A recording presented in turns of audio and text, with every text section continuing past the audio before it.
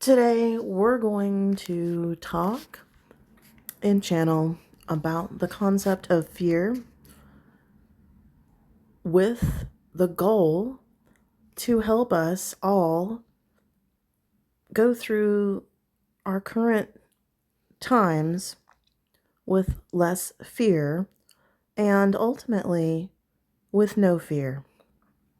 That would be an amazing accomplishment, wouldn't it? If you could be solid and aligned and at peace and hopeful, and not judging the situation that you're in, no matter what happens outside of you. That is true mastery. That's mastery of the self. That is living from an enlightened place in the center of your own soul. And ultimately, we as humans do have the potential to awaken to those levels of peace and joy and the states beyond those emotional states, the states beyond those energetic realities, such as transcendence and superconsciousness. I personally have achieved those higher states on a regular basis because I am a twin flame and my twin transitioned across the veil 4 years ago and remained connected to me because at a soul level, we share a soul. So even though we were two separate people while he was embodied, ultimately we share a soul. So because he transitioned and we remain connected and able to communicate, especially energetically, I have felt the vibrations, the frequencies, the emotions, the energies of the higher realms that we call the higher dimensions, like the fifth dimension and higher. And you could call it the astral plane or the other side of the veil. So I have learned over the years what it feels like to be in a higher vibration than I think most people are used to being in while we're in the 3D. Because what happens when we are here in the 3D is we're immersed in lower vibrations, which really just mean the vibrations are slower. It's like a tuning fork. When something is vibrating very fast, it's almost invisible if you hit a tuning fork. But when it starts to slow down, you can start to see it. Kind of like a bicycle wheel if you look at the spokes. You can't see the individual spokes when the wheel is turning. It's too fast. But when it slows down, you can see the individual spokes. So that's what high and low vibration really means. It just means that in dimensions that are in the non-physical, they vibrate faster, which we call higher, you know. And it's not a derogatory statement to say something is vibrating lower because it's just slower. Ultimately, all the emotions can be mapped on a scale of vibrational frequency from lower to higher, and fear is one of the lowest. Fear comes from inside of us. Our ego creates it, but it can also come from outside of us as being used as a weapon for control by people who know how to do that. And of course, everybody knows how to do that. So you have control over your level of fear. The reason most people don't realize this is because we've felt fear for as long as we can remember being conscious. Probably one of your earliest memories is something that you were afraid of. And when you're young, there's more things to be afraid of at a certain point. children come in with no fear because they don't really have anything to fear until they hit a moment of contrast in this reality, which would mean they hit a situation, there's an event where it did not flow for them. Something did not resonate. Something conflicted or contrasted with their peaceful reality or what they had thought they wanted. And that's why we come here, to experience the opposite of the peace that we come from, because we already come from that high level of peace from the higher dimension where we don't need a physical body. But here we simply need a physical presence to interact at this lower vibrational level. So we need a physical body. That's like the environmental suit or the vehicle that we use to navigate the 3D reality, the third dimension.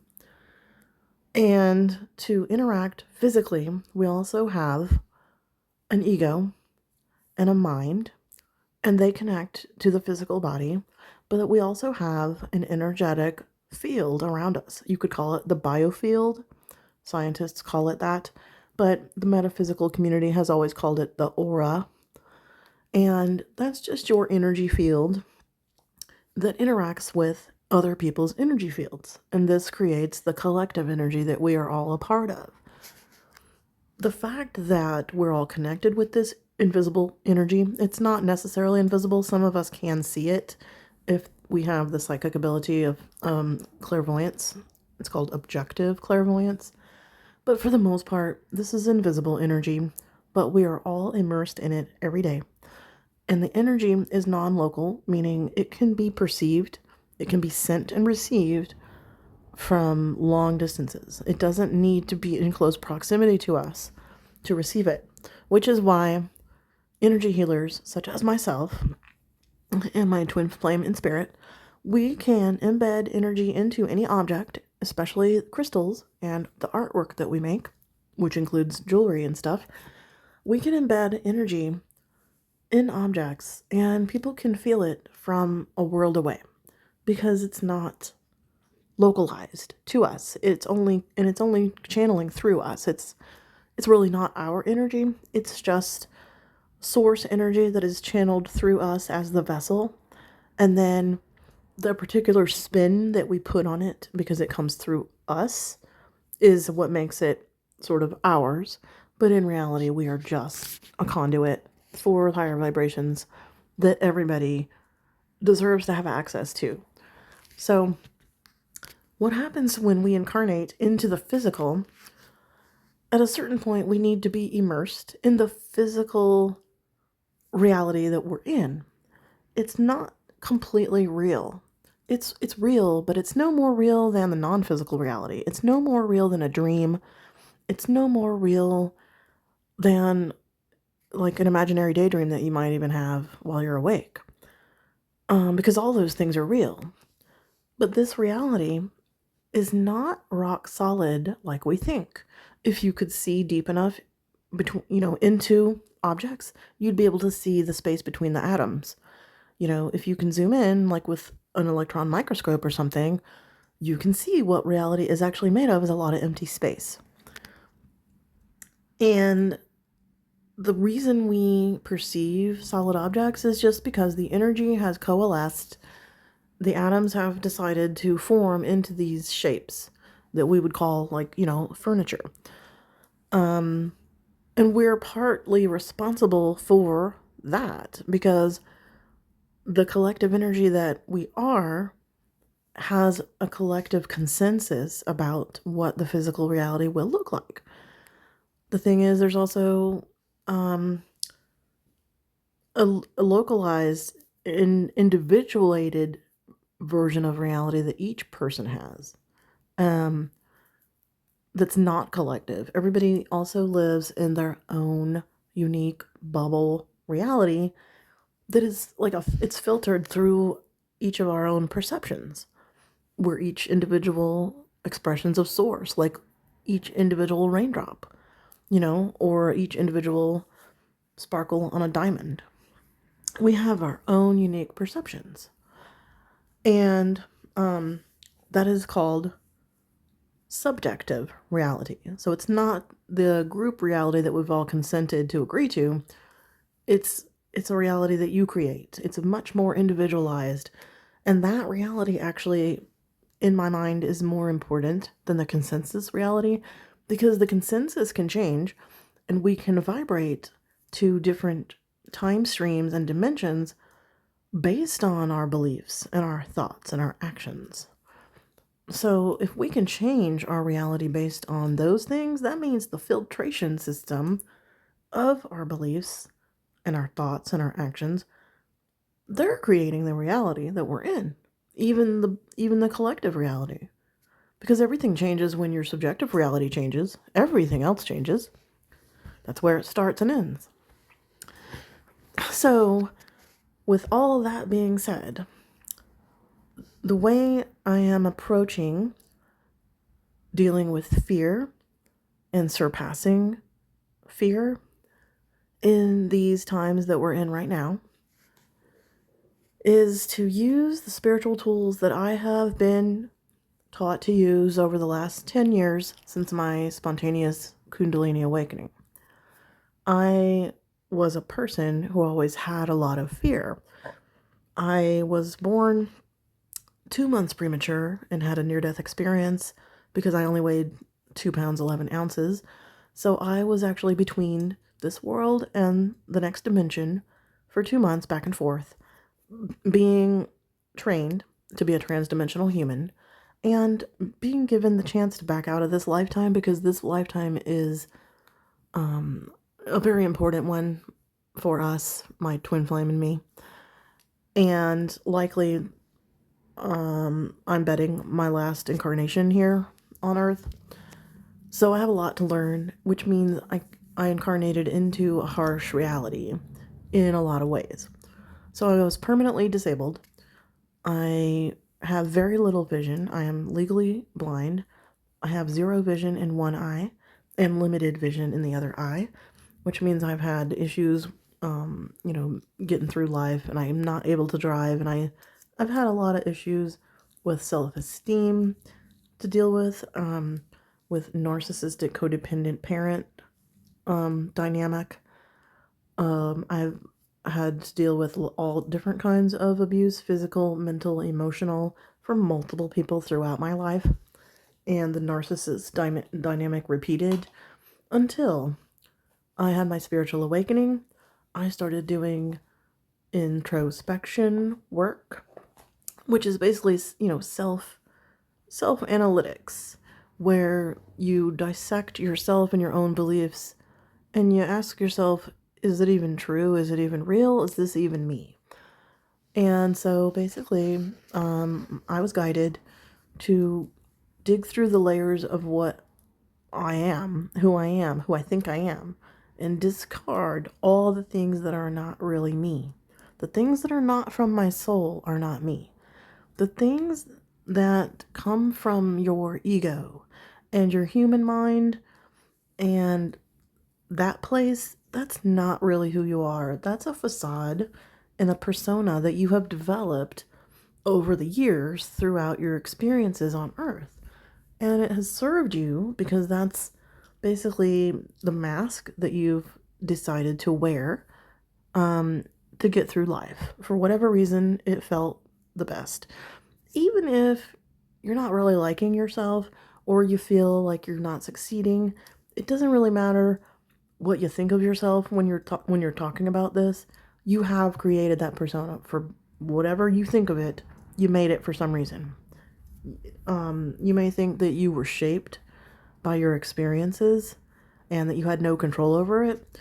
That's only partly true. Yes, you are shaped by your experiences, but different people have the same experience and completely react differently to it. So you can't say that it's a straight up A happens and I react with B, because it's not the same. Somebody else could have A happen and they could react like C. So it's not an equation of this equals that, which means the factor that changed how one person reacts to a situation versus another is individuated. It's individual. It's your ego. It's your choice. For instance, people have different dispositions. Some people come in with a little more anxiety and a little more heavy on that side of things. And some people come in a little bit lighter. And then the circumstances around people's lives sometimes form, some people kind of float through life, it seems, and do pretty well. And other people struggle a lot and have things happen that seem to be obstacles. But in reality, the obstacles are there for people who have chosen to incarnate on a path that required a lot of learning. And what you consider an obstacle is just an opportunity to learn. It's like, oh, here's the thing that popped up in your way. How are you going to get around it? It's kind of like an escape room. You know, that concept of finding a way out of a room, kind of like a game or a puzzle. It's a puzzle to be solved. So all the supposed hardships, I mean, they are hard. They are. All the hardships that we experience, they're not a punishment, and they're not meant to keep you in your place.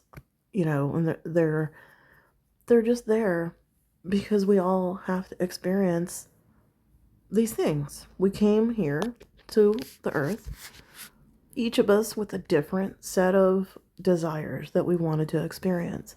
And those things aren't all pleasant because we have to learn what it's like to be here. And there's just a scale from, one side to the other with every single kind of experience here. And how are you going to learn unless you experience them? So some of us came into this life with a lot of heavy things that we wanted to clear out, a lot of healing we wanted to do, a lot of things we wanted to conquer. And those of us who have that scenario, it seems oftentimes like we've had more than our share of bad luck or hard circumstances. I know I have in a lot of ways, even though I'm grateful in a lot of other ways for what I've had. But the point of this, what I'm talking about, is we get to choose our level of fear. And once you understand that, you can work with it. So just hear me out. Fear comes from the past.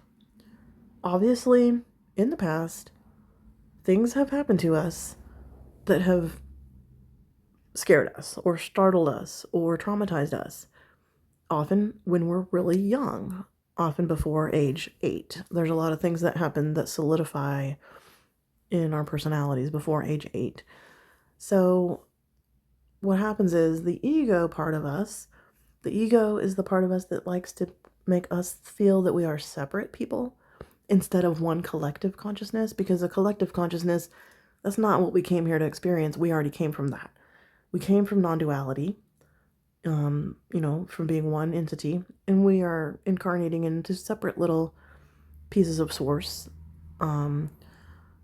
separate little pieces of consciousness, right? And so the ego is the part of us that makes us feel that we are separate, which is great, but it also wants to keep us safe. And it's very focused on the 3D reality. It's not focused on the higher dimensions and the perceptions that can come from there. So it's just thinking about what's right in front of you, literally, physically, what's right in front of you and what does it have to do. So it's very tied to your egoic, it is your egoic mind. It's tied to the brain and the mind. But it's not meant to make decisions about your soul's growth. It's not smart enough to do that. That's not its job. So when you want to work with your own fear, it's a good idea to stop and analyze, what are you afraid of, but why? It's not just what are you afraid of. You're going to say, well, that's obvious. There's so many things to be afraid of. But then you have to stop and you need to write these things down in the beginning. This is part of shadow work, where you start to analyze, what am I really afraid of? And if that happened, if the worst thing that I can think of happened, what's so bad about that? And you keep digging and you keep saying, okay, well, if that happened, what's so bad about that?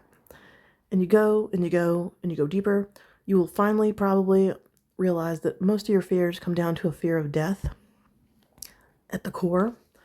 Even though most things that you're afraid of do not really threaten your life. So that's one way you can start to dissect your fear and take the sting out of it, because you're going to find that it's not even logical.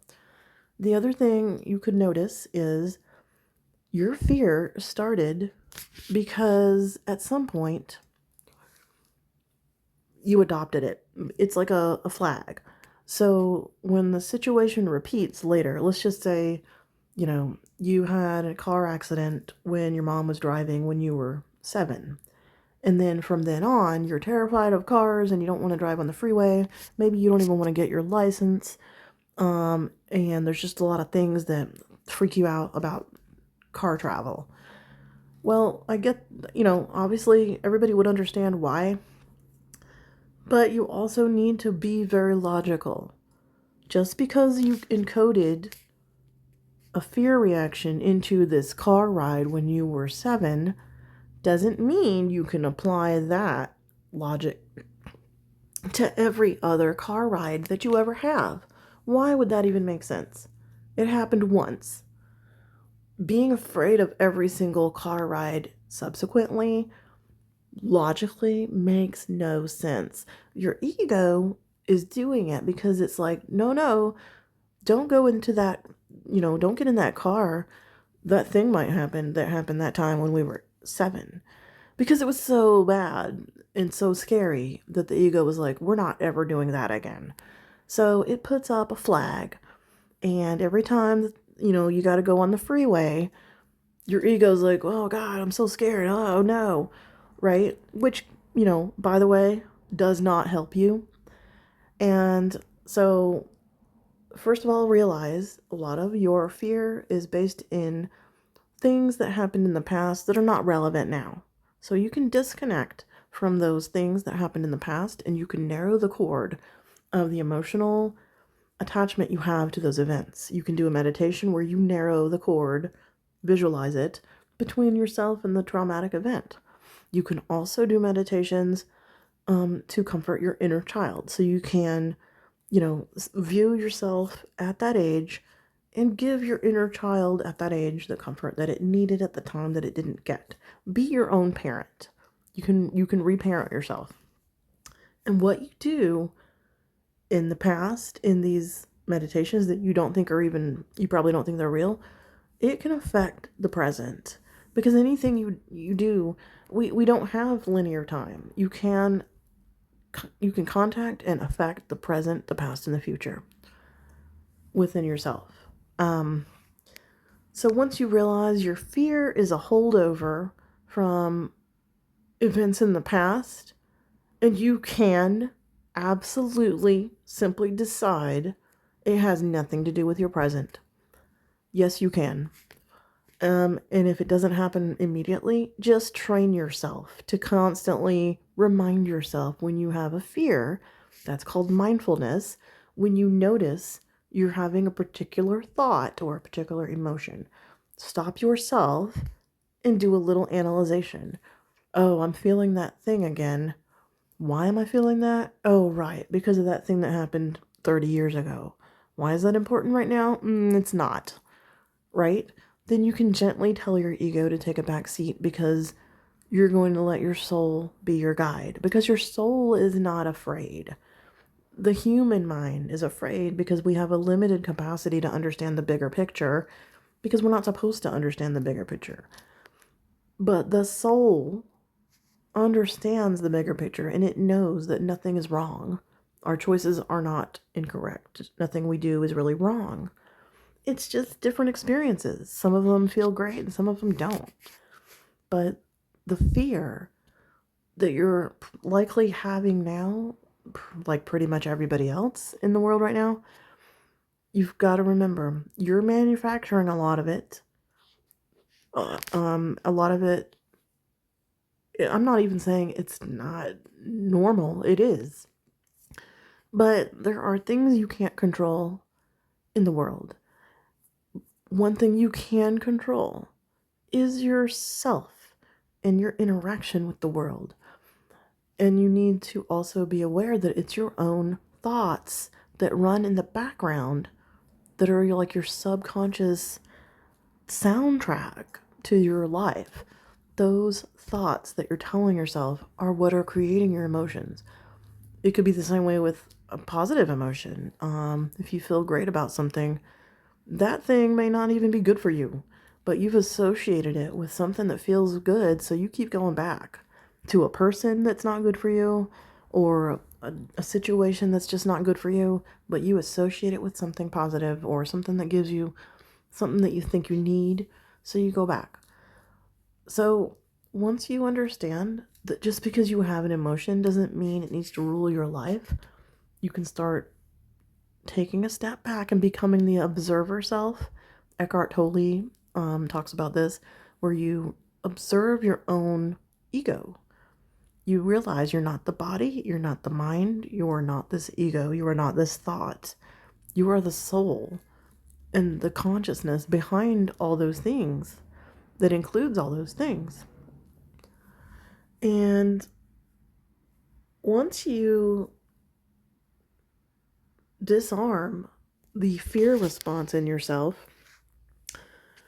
and you hopefully meditate so that you can find a peaceful, quiet place in your mind in the daytime, or, throughout your life, you'll realize that that peaceful place is the normal, the natural place for, our soul to reside. At least that's a starting point. And when you realize you don't want anything to disturb your peace, when you've gotten to a certain level of vibration and peace, and you realize nothing is more valuable than that, then you will stop letting people, places, and things and information disturb your peace. You'll still deal with the things that come to you that need to be dealt with, but you don't go looking for trouble. You don't go looking for things to be afraid of. I think a lot of people, if you really are honest, are kind of addicted to the fear. It's an overactive amygdala that creates the never-ending fight, flight, or freeze response, which is not supposed to be a constant thing. We're not supposed to live in fight or flight mode. So once you have an overactive amygdala, you end up constantly being in the fear cycle, running and being afraid and freezing and feeling powerless, feeling like a victim. So a lot of people feel that way because this society, the Western society where I live, is geared to make you feel inadequate, to make you feel you're just a small cog in the system. Basically, there's all different kinds of mental and physical slavery. The news that comes to us and the things that are pushed on us, that are advertised to us, that are supposed to make our lives better, it's all based on control, and a lot of that comes down to fear and how they use fear to control us. Like, if you don't buy this product, nobody will like you. You might, oh, heaven forbid, have unwanted body hair somewhere. Like they just want to make sure that you are a consumer because you're afraid of what happens if you stop consuming. And they want you as a worker because you're afraid of what happens if you stop working. I mean, we all have to do something in life, but I think a lot of people choose what they do as a career or a job in life based on a fear that if they don't do it, they won't have anything as secure. They may not be doing what they love, but at least it's steady work, or at least the paycheck is bigger. When in reality, that's fear-based. It's never going to be the thing you really want it to be. You're never going to soar to the highest levels that you could because you're keeping yourself down at a lower level out of your own, the fear of taking a chance and believing in yourself. So right now, to stay out of the lower vibration of fear, do what you can to disconnect from other people's fear, because we are all energetically connected. If you have friends and family and people around you that are projecting a lot of fear and anger, get away from those people. Do anything you can to distance yourself from the energy that you don't want to be around. so that you can feel what it's like to be at peace. And cut the energetic noise out of your life as much as you can. And then release your fears one by one. Do meditative work, do introspection work, personal development work, or what we call shadow work about what makes you tick. Why do you feel the way you feel? Don't just say, oh, this is just how I am. No, that's never the case. You've created this person that you are with all your feelings and your desires and your likes and dislikes. You've curated that over a lifetime. At some point, you chose these things. We each come in with different talents, obviously, different predispositions. But other than that, it's a pretty blank slate. And you can tell because people with the same circumstances turn out completely differently because they make different choices. So be mindful of your choice to go to fear instead of neutrality, instead of saying, well, it's interesting, and just observing. You go down a storyline that tells you it's fearful. Even with things that are supposed to be great, sometimes it's a storyline that you go down to tell you what's going to be great, and it might not be. So the best place to be is centered and neutral and at peace so that you can act from a conscious place, and then whatever physical acts you're going to undertake to address the issues that are going on in the world, because there does need to be something addressed.